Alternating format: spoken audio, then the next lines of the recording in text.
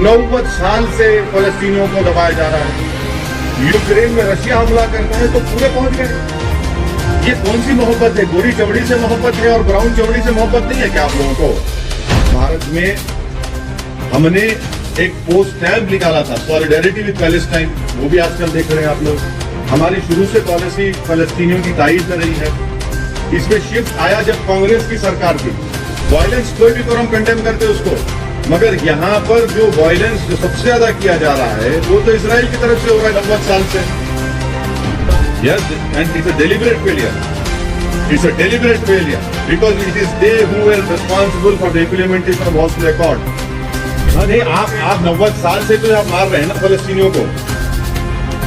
1.5 लाख फलस्तीनियों को आपने या तो जान से मार दिया उनको, या इंजर्ड किया।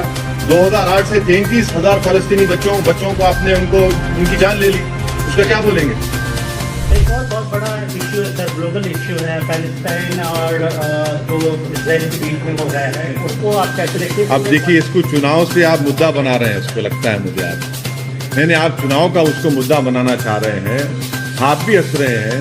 क्या वाकई में मुद्दा है? नहीं, अब आप चुनाव का मुद्दा बना रहे हैं, मगर आप लोगों की जानकारी के लिए, जिसे उर्दू में कहते हैं ना, कि आपके हाफिजे को, मेमोरी को ताज़ा करने के लिए कहना चाहूँगा कि आप लोग को चाहिए कि बीजेपी के एक बहुत बड़े नेता जो आज इस दुनिया में नहीं है, जो इस देश के प्रधानमंत्री थे, जिनका वीडियो बड़ा वायरल हो रहा है, उनके भाषण को सुन लीजिए आप। उन्होंने फलस्तीन के बारे में क्या कहा था कि अरबों की जमीन पर कब्जा कर लिया गया है।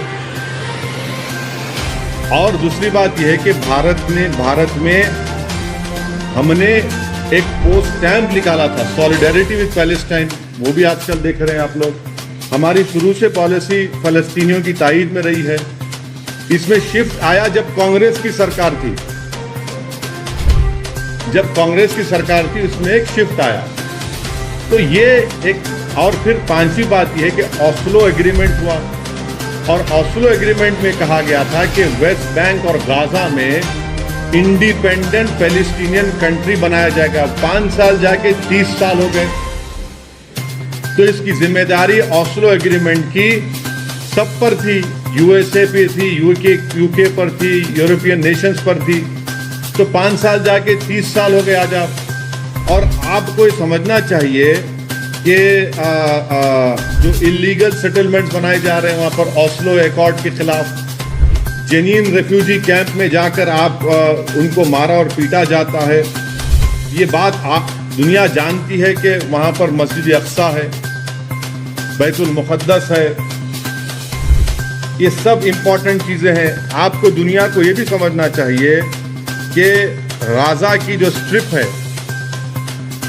आपने तो 16 साल से ब्लॉकेट करके रखा इजराइल ने वहां पर उसको। 16 ईयर से ब्लॉकेट है। ओपन एयर प्रिजन है वो। क्या है बताइए अब आप उसका। एक उसका रास्ता था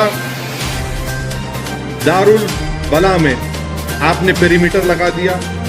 2005 में रास्ता बंद कर दिया आपने।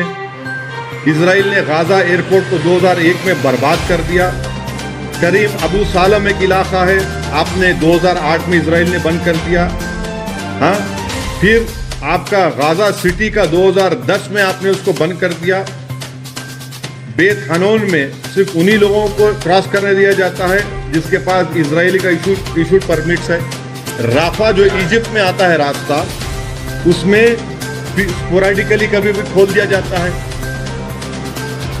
हजारों बच्चों को जो फॉरेन स्टडीज का वीजा मिलता, जाने नहीं दिया जाता उन लोगों को पढ़ने के लिए। ओपन एयर प्रिजन बना के रख दिया आपने गाजा और वेस्ट बैंक को। और फिर आप बोल रहे हैं कि ये क्या हो रहा है? वायलेंस, अप्रेसर कौन है वहां पर? अप्रेसर इजराइल है। अप्रेस कौन है? फलस्तीनी है। वायलेंस कोई भी करो, हम उसको कंडेम करते हैं, चाहे कोई ऑर्गेनाइजेशन करो या फिर इजरायली गवर्नमेंट करो। और आप एक बात समझिए, 90 साल से फलस्तीनियों को दबाया जा रहा है। यूक्रेन में रशिया हमला करता है तो पूरे पहुंच गए। ये कौन सी मोहब्बत है? गोरी चमड़ी से मोहब्बत है और ब्राउन चमड़ी से मोहब्बत नहीं है क्या आप लोगों को? नहीं, सुनिए, यूक्रेन में हमला रशिया ने किया, आप वहां पर पहुंच गए।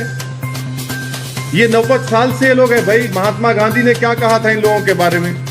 वो भी देख लीजिए आप। क्या तो इस पर इतना ही हमको बोलना है, मुद्दा चुनाव का है, उसको लिमिटेड रखिए। सर 1000 लोग मारे गए इसराइल में, और आप कंडम भी कर रहे हैं, और 500 टेररिस्ट मारे गए, बल्कि इसराइल डिफेंस फोर्स ये कर रहा है। उसमें 200 तक, मतलब करीबन रिपोर्ट्स के मुताबिक 200 तक सिविलियन भी रह सकते हैं।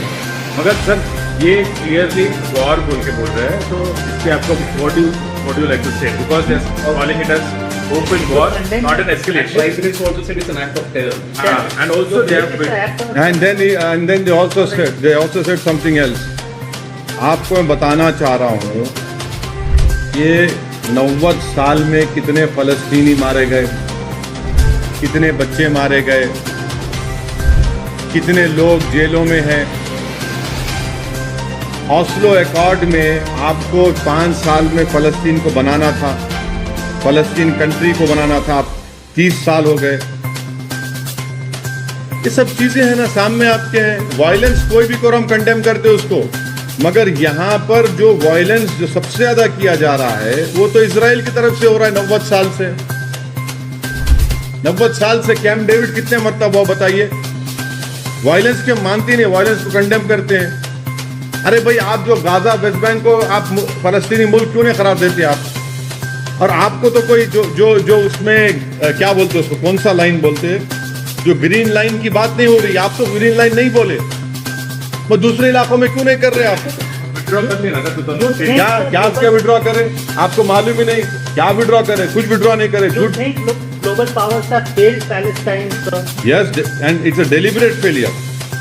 It's a deliberate failure because it is they who were responsible for the implementation of Oslo Accord, and they had given a commitment that within 5 years a new independent Palestinian country will come into existence. 30 years have passed.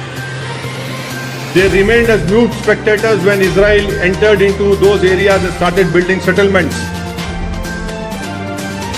They became blind when the Palestinians were being butchered, when small children were killed and shot in their head.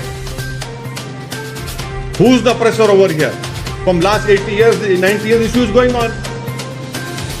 So you believe this is resistance against the oppression? But don't try to put words in my mouth. I have stated what I have to say.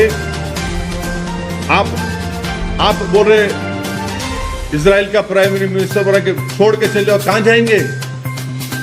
आपको open air jail बना के रख दिए, 16 साल से blockade करके रख दिए गाजा को पूरा, किधर जाएंगे? ये सुनिए, 1.5 लाख पैलेस्टीनियन अब तक मारे गए, मारे भी गए, इंजर्ड भी हुए। 2008 से उन 1.5 लाख में 33,000 बच्चे थे। अब मारने वालों को टेररिस्ट बोलते क्यों नहीं आप लोग? फिर क्यों नहीं बोलते टेररिस्ट? आप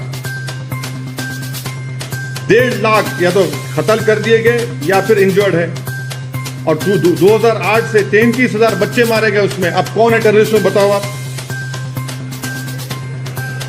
आपका जो गाजा में है, आप गाजा के बाहर फैमिली विजिट नहीं कर सकते, अपना घर नहीं बना सकते, नौकरी नहीं मिलती, आप पानी में मच्छी नहीं पकड़ सकते, आप ट्रेड नहीं कर सकते गाजा के बाहर, आप निकल नहीं सकते।